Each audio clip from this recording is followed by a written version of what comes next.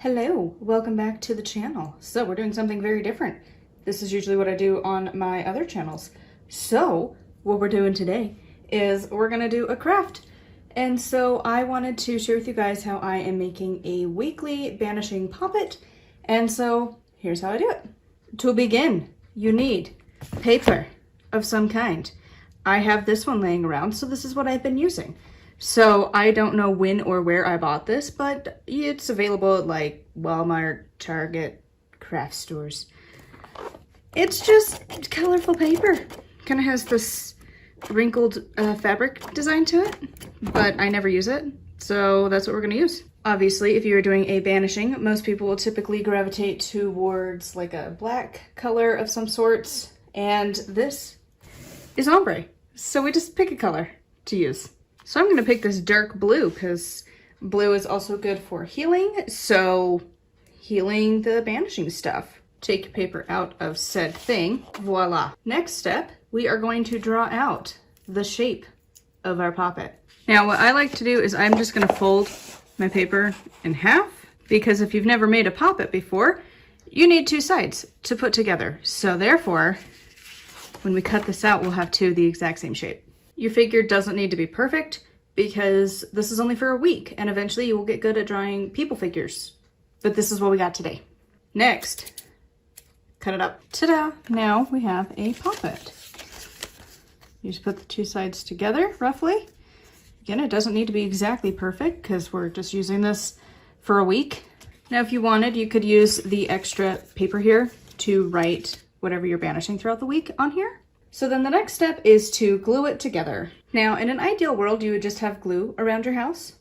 I did not. So I learned this when I was in high school in one of my art classes to make a kind of makeshift paper glue thing where you just take water and flour and you mix it together. It's really not complicated, but I'm gonna use that as my glue today.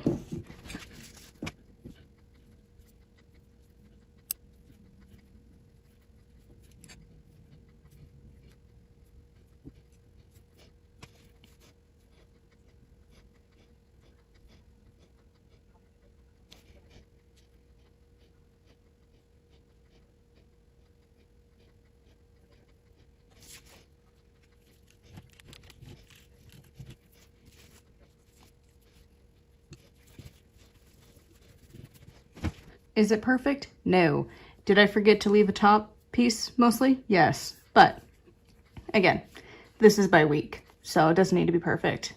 And then what you can do is when you have something you want to banish, let's say these lines are actual words, you would just find wherever it is that you kind of left a spot. Again, didn't leave a great spot for mine, so you would just kind of slide it on in. Or if like me, you kind of forgot to do that, you can also just write it on the front here and then burn this. Some people like to make their poppets out of cloth and different things, and especially if you're using it for long-term use, that would probably be a good idea. But again, I'm doing this weekly, just as things come up of things that I just want to kind of get rid of. And with that in mind, you could also add more in the middle to kind of hold it together. But yeah, it's pretty simple. And then once a week, I just burn this in a burning fire. I usually do my banishings on Saturdays, so just couple charcoal discs in our outside fire pit and then do a little ritual, plop it in, and we're done. So I hope this gave you some ideas of how to do a banishing poppet. Again, this is by no means the greatest edition because like head's kind of off-centered, but whatever. Do make sure to like, comment, and subscribe. I would love to hear what you guys do if you do a banishing poppet.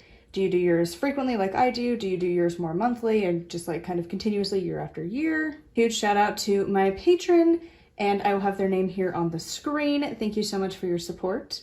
And until next time, thank you so much for watching, and blessed be.